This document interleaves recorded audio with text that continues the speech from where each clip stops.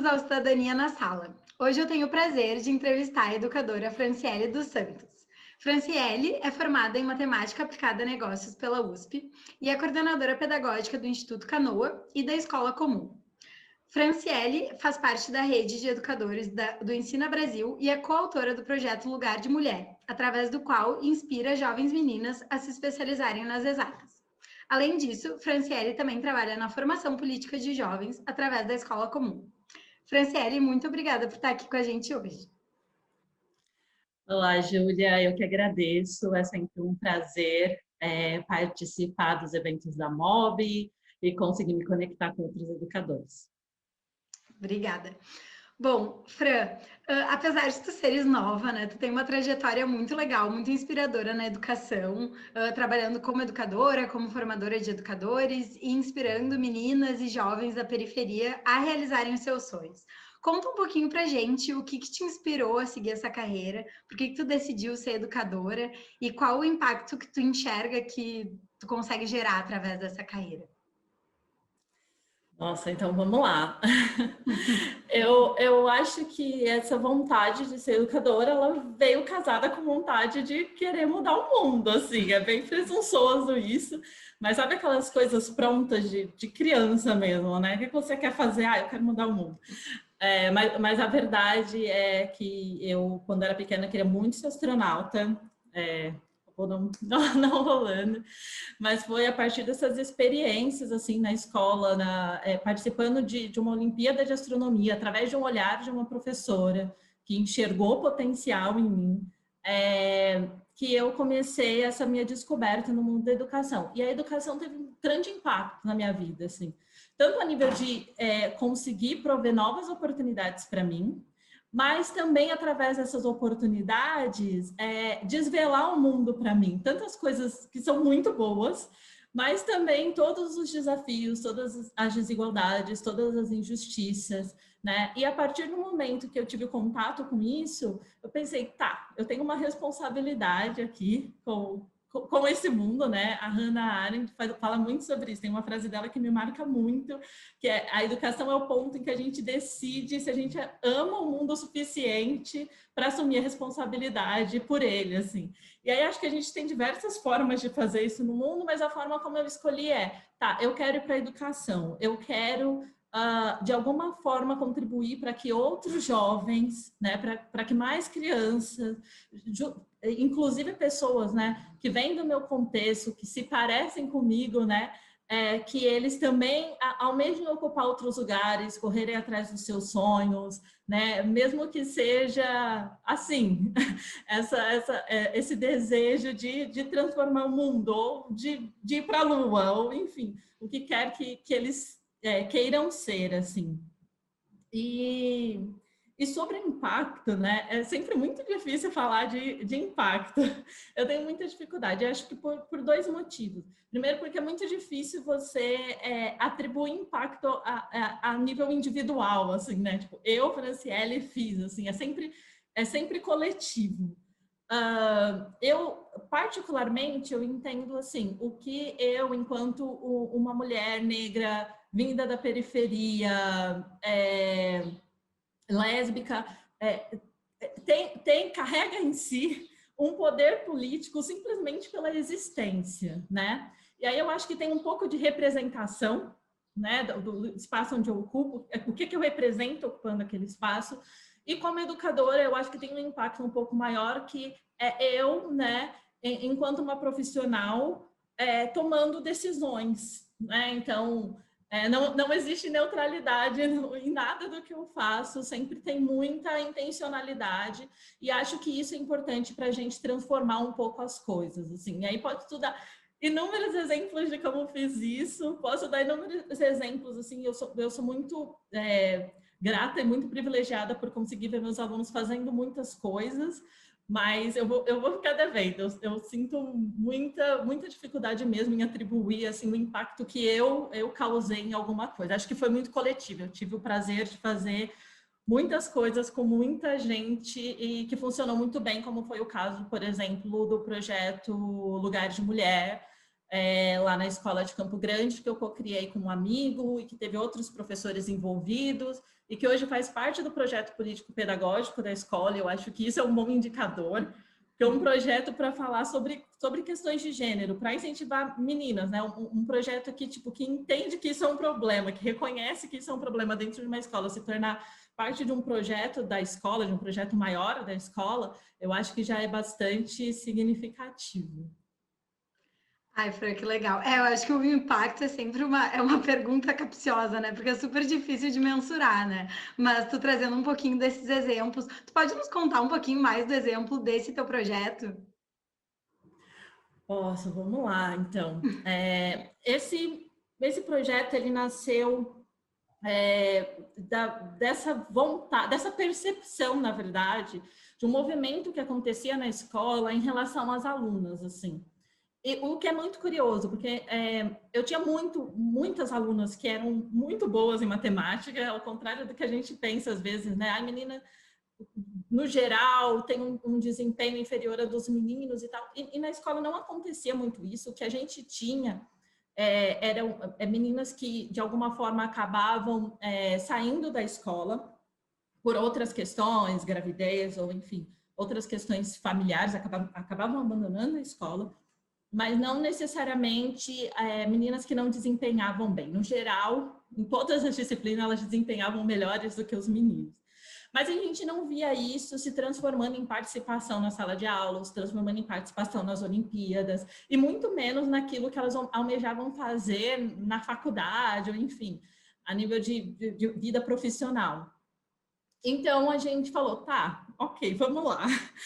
E aí a gente olhava para um cenário mais global, né, de estudos, por exemplo, que a Unesco coloca, e a gente olhava lá no nosso micro-universo, que era a nossa escola. Falou, tá bom, peraí, a gente precisa fazer alguma coisa, o que é que a gente consegue fazer em relação a isso?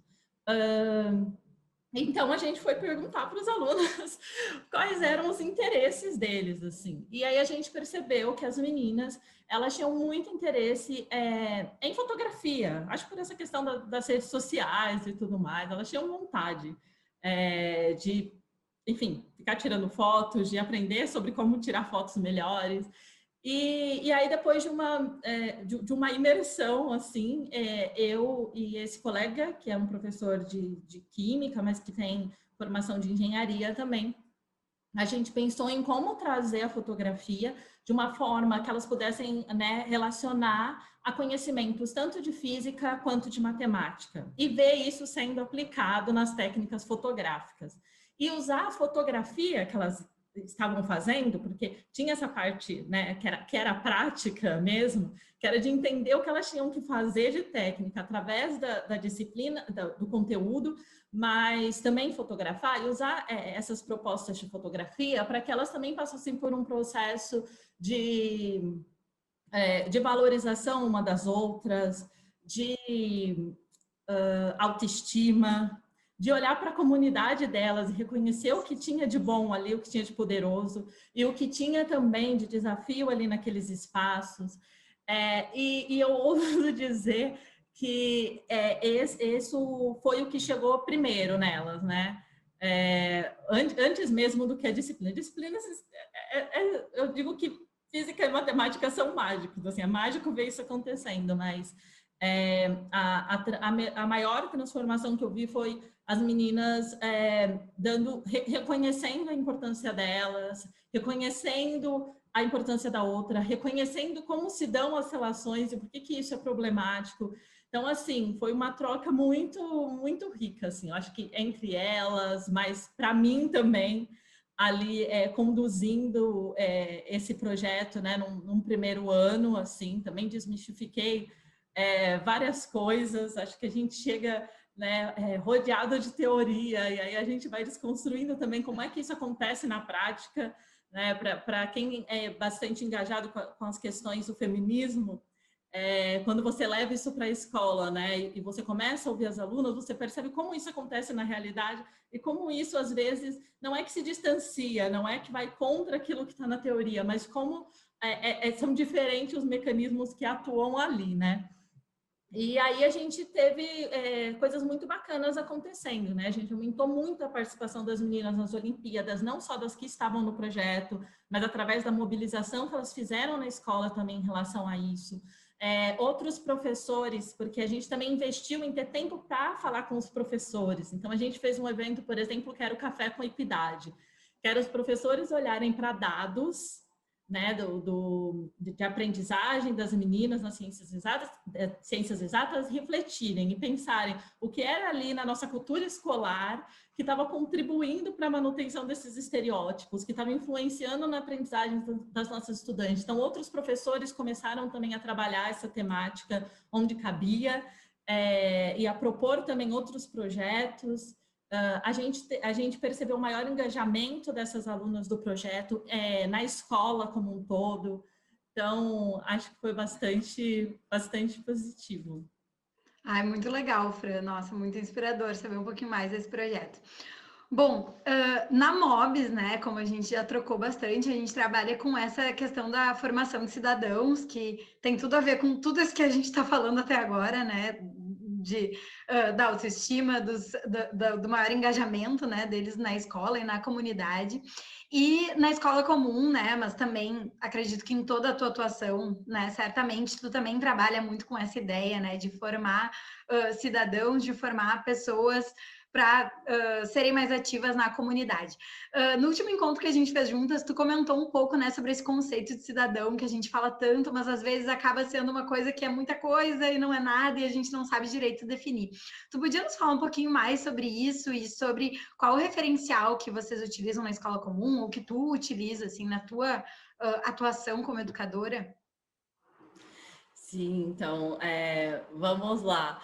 Eu acho que a gente comentou sobre isso um pouco no evento, né? E já faz algum tempo, acho que desde quando eu comecei ali a minha carreira como professora, que as coisas, cada coisa que eu digo, cada coisa que eu faço precisa ter um significado muito claro, assim, na minha cabeça, justamente para conseguir fazer as coisas com intencionalidade. E acho que essa questão, né, de quando a gente fala sobre formar para a cidadania ou formar cidadão, tipo, sobre o que é que a gente está falando. E aí, no meio de várias leituras, assim, aí já respondendo um pouco de referencial, tem muito de Paulo Freire, né, porque como todo educador, sou muito apaixonada por Paulo Freire, mas também tem outras leituras, como é o caso da referência que eu fiz durante aquela nossa conversa, que é o Stemmer e do Kane, que ele tem um livro onde ele distingue 3 tipos de cidadão. Então, cidadão para ele não é só aquela pessoa, né, que habita numa cidade que tem direitos e deveres, mas esse cidadão, ele representa aquilo que a gente tem de perspectiva para o mundo, de perspectiva para o futuro, assim, né? Daquilo que a gente quer. E então ele faz essa distinção de 3 tipos de cidadãos, né? O primeiro é um que se sente um responsável, pessoalmente responsável pelas coisas, então aquele que está dentro da lei direitinho, que faz trabalho voluntariado, que separa o seu lixo. O cidadão participativo, que é aquele cidadão que é ativo, né, como membro da sua comunidade e que geralmente articula, né? Então, por exemplo, se está acontecendo alguma situação, como foi agora no caso da pandemia, né? De muitas pessoas estarem passando necessidade, então é aquele que vai fazer o chamamento ali dentro da comunidade, vamos organizar a cesta básica para essa galera, ou vamos, então, fazer refeições para servir para o pessoal que está em situação de rua, né? E tem o cidadão que é aquilo que inspira, né? Que eu acho que é onde a gente sempre quer chegar, que seria esse cidadão orientado para a justiça social. Então, é que tem um nível de criticidade e de ação para resolver as questões estruturais, assim, para ir na raiz do problema, né? E aí, até nesse livro dele, ele traz um exemplo que eu acho que é o mais didático, que é justamente essa situação de você fazer de terem pessoas em situação de fome. Então, esse cidadão que se sente responsável pessoalmente, ele vai lá e fazer a doação dele. É isso. Esse que é ativo, ele vai ser a pessoa que vai organizar, né, o mutirão ou recolher essas doações para ir lá e levar. E o cidadão que é orientado para a justiça, ele pode fazer todas essas outras coisas, mas ele também vai refletir quais são as causas disso. Por que tem pessoas passando fome? E ele vai tentar ir lá na causa, tá? As pessoas não podem passar fome, então o que é que a gente pode fazer para resolver isso?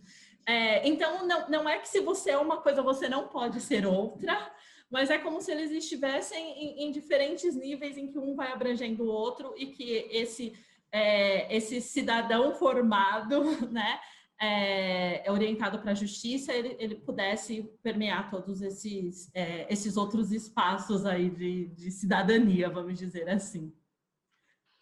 Que legal, Fran. Bom, então, falando um pouquinho mais da escola comum, né, para quem está nos acompanhando, pode nos contar um pouquinho mais quais são os conteúdos que vocês trazem na escola, né, para trazer essa formação para os jovens? Então, vamos lá. A escola comum, e aí eu acho importante contextualizar, Sim, claro.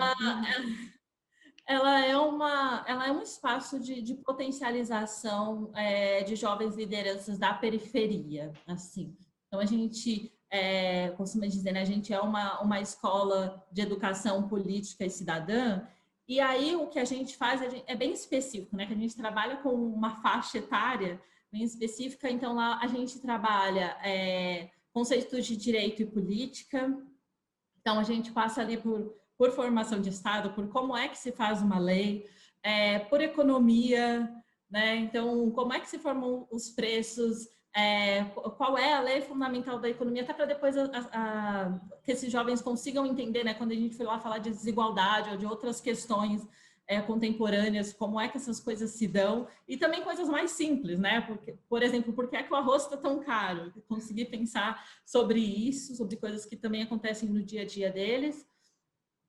Gestão pública, e aí a gente está pensando principalmente, né, como se dá essa proposta de formação de política pública e também de projetos, porque quando a gente está pensando na formação dessas lideranças, a gente pode estar falando de lideranças políticas, então que eles queiram em algum momento se candidatar, mas também em política no sentido mais amplo, né? Que eles queiram promover ações ali dentro das suas comunidades para melhorar alguma situação.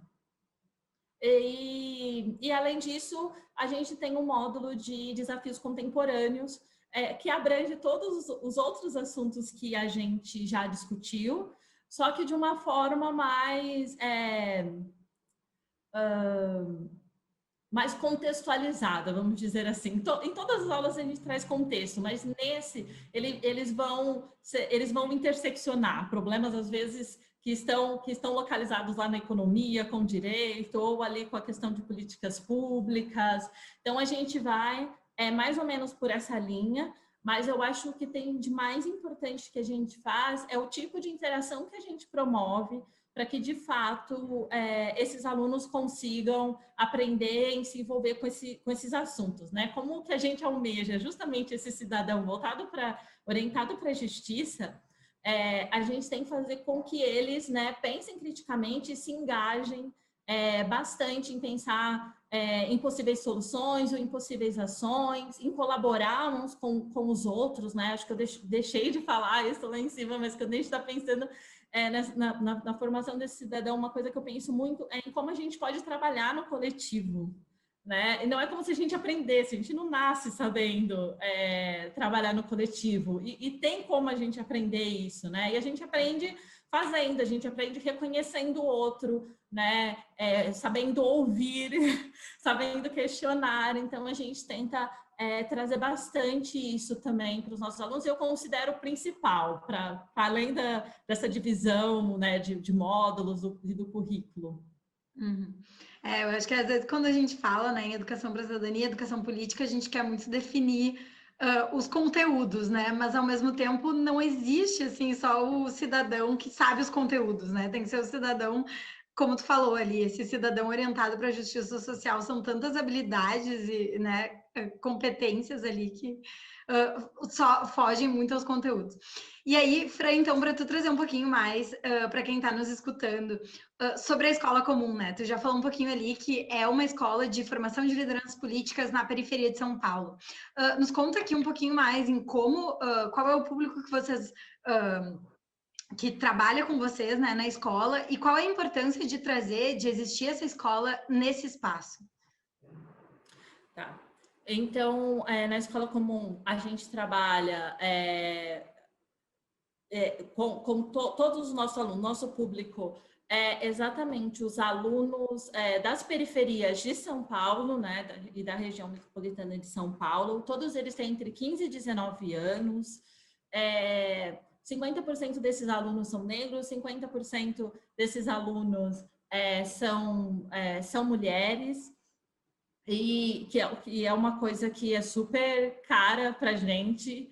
Acho que a gente também está pensando em cada vez mais como chegar também nesses jovens que às vezes não se sentem motivados para participar desse tipo de experiência e que a gente quer trazer para perto, ou que muitas vezes já faz alguma coisa e a gente quer ter perto também, quer ter dentro dessa rede. Como, por exemplo, a população indígena. Então, a gente quer ter mais, onde essa galera está e como é que a gente faz para chegar até eles, porque a gente também tem que conseguir, né? Eu acho que faz parte também desse cidadão voltado para a justiça, conseguir conhecer e valorizar, né, diferentes saberes e não só o que é mainstream, não só o que está na academia, faz parte, né? Até mesmo para conseguir desenvolver esse senso crítico. E aí, quando a gente está falando de população periférica, eu acho que é extremamente importante que eles tenham contato com essas experiências, assim, e porque a gente está falando de um país extremamente desigual, com muitos problemas estruturais, que tem uma herança escravagista, que até hoje, né, tem impactos socioeconômicos, né, e aí a gente tem aquela questão, né, se a gente tem desigualdade econômica, a gente tem desigualdade em relação à questão do poder, né, quem geralmente detém o dinheiro é que detém o poder, e as pessoas que não possuem esse dinheiro, então elas são as pessoas que mais sofrem com essas injustiças, né? E que também estão mais vulneráveis e que não são convidadas a participar das tomadas de decisões, apesar de elas serem as pessoas que mais precisam lidar com os serviços públicos, que a gente sabe que em alguns casos são bastante precários, né? E por um outro lado, a gente sabe também que a educação e que a participação dos jovens em como acontece a política, né? A participação política desses jovens e a discussão política está muito conectado também com o nível de conforto e com o nível de conhecimento que eles têm sobre o que está acontecendo no país. Então, a gente vê da seguinte forma: se a gente promove esse conhecimento, se a gente dá espaço, né, para que eles tragam as suas realidades, os seus desafios e consigam pensar de maneira coletiva em como resolver isso ou por que é que aquilo acontece, então a gente está oferecendo um espaço ali de empoderamento para que eles se tornem agentes de mudança. Né? Não, eu acho que a gente só muda alguma coisa quando a gente reconhece que aquilo ali existe. E, infelizmente, às vezes a gente não consegue reconhecer. E aí eu não estou falando só em terceira pessoa, né, dos alunos, acho que eu estou falando de mim também e do meu próprio processo. Assim, independente da escola comum, já antes da escola comum, eu me vi bastante nesse processo. Fui reconhecer problemas e ainda estou reconhecendo, e ainda estou aprendendo muita coisa. Então, eu acho muito bacana quando eu vejo os jovens de 15 anos já conseguindo enxergar a sua realidade de outra forma e principalmente, né, como é que eles conseguem participar. E aí, quando eu digo participar, de novo, a gente não está tentando formar só aquele cidadão participativo, que vai ser a pessoa que vai lá e vai sempre ficar apagando incêndio, né? A gente está pensando em cidadãos que também vão lá vão cobrar, vão cobrar o Estado para que eles façam o que eles têm que fazer. Eu acho que é bem por aí. É muito bom, Fran, muito legal. Bom, então, para finalizar aqui, eu queria que tu desse uma dica assim, para os educadores que estão nos ouvindo, que como tu é educadora da área das ciências exatas, né? Mas ao mesmo tempo trabalha com essa formação cidadã que teoricamente é sempre, né, atribuída a formação mais das áreas das humanas, né? Que geralmente entra ali mais transversalmente na aula de história, na aula de sociologia. O que tu diria para os educadores que são também das áreas das exatas e querem trabalhar mais essas competências cidadãs, né? E essa formação política dos seus estudantes? Tu diria que tem como fazer isso dentro dessas disciplinas?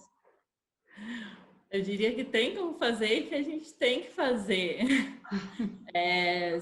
Ser professor é muito político, não tem como a gente fugir disso, né?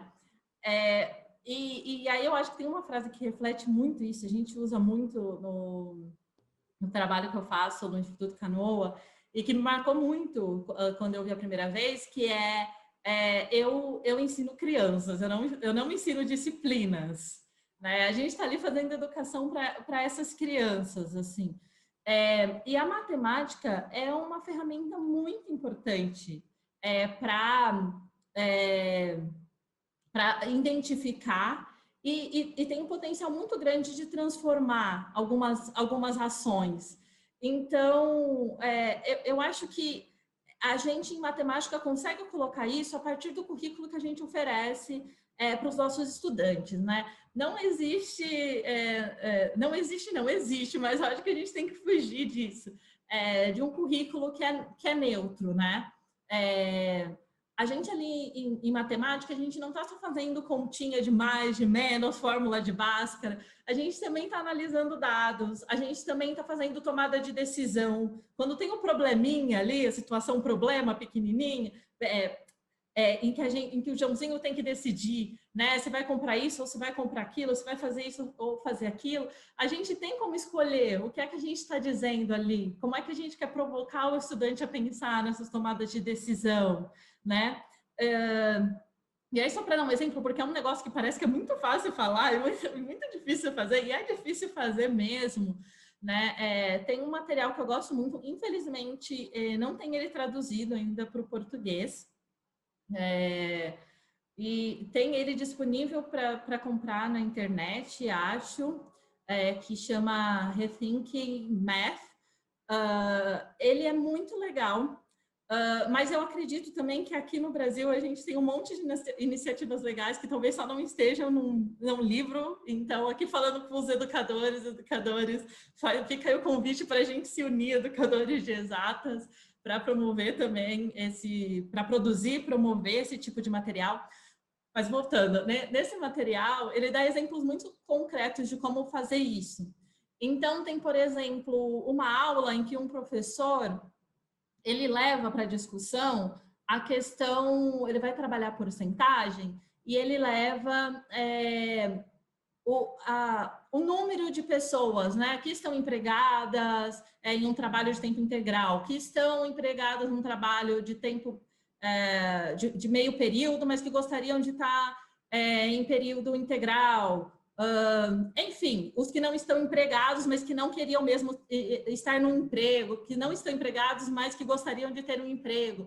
E aí ele pede para os alunos, então, calcularem essa taxa de desemprego, né? Eles estão ali, então, trabalhando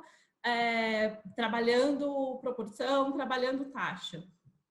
E é muito curioso, assim, porque aí a gente tem uma determinação do que é que o governo considera a taxa de desemprego, quais são os números de pessoas que eles consideram, e aquilo que os alunos pensaram, porque eles têm que decidir antes, e aí faz uma discussão, né, sobre o que eles consideraram, sobre o que é que o governo traz, sobre por que isso acontece, sobre quem deveria ser considerado, e eles vão trazer cálculos de formas diferentes. Então, achei esse tipo muito bacana, porque assim, eles estão refletindo e eles estão pensando criticamente, tipo, Por que não? Por que não essa pessoa que está trabalhando meio período, mas que gostaria de trabalhar período integral, não é considerada, né? Pelo menos uma parte dela nesse nível aqui de desemprego. E acho que essa discussão é super válida. A gente está falando de fazer continha, a gente não está fugindo daquilo que a gente deve ensinar, né? E mesmo em problemas muito pequenos, assim, tem professor vai ensinar multiplicação e escolhe, por exemplo, trazer a abordagem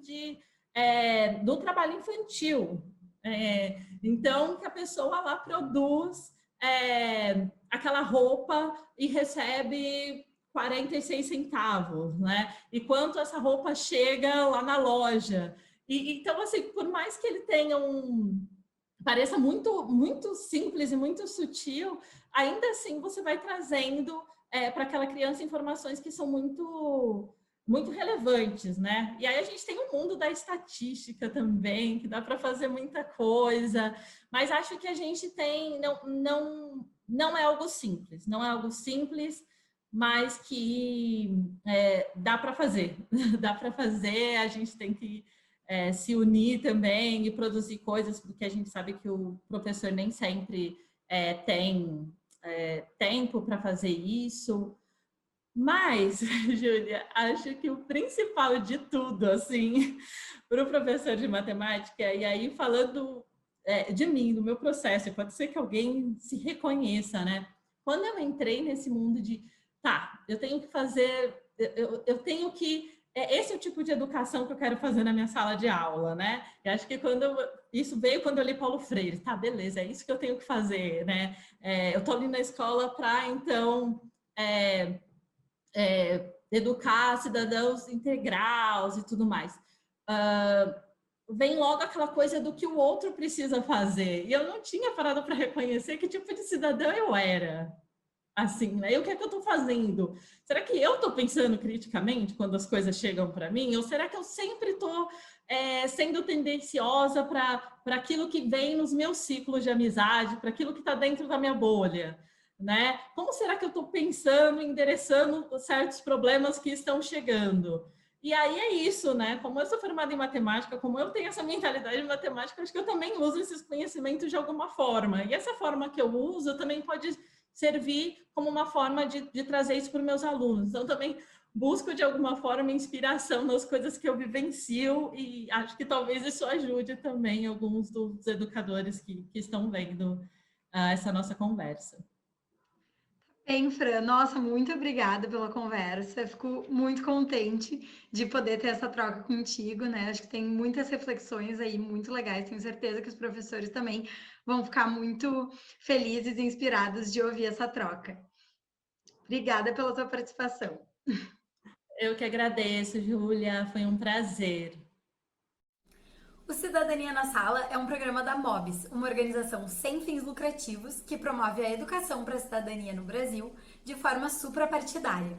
Se tu te interessou e quer saber mais sobre a gente, busca o nosso site ou nos acompanha pelas redes sociais. Os links estão na descrição do canal. Se tu é um educador e quer fazer parte da nossa rede de educadores que estão discutindo e transformando a educação para a cidadania no Brasil, eu te convido a fazer parte do nosso grupo de Facebook. É só buscar por Educadores da Cidadania ou buscar no link que também está na descrição do canal. Se tu gostou dessa entrevista, nos ajuda a compartilhar esse conteúdo por aí. Curte, compartilha e te inscreve no canal para acompanhar os próximos episódios. Até o próximo!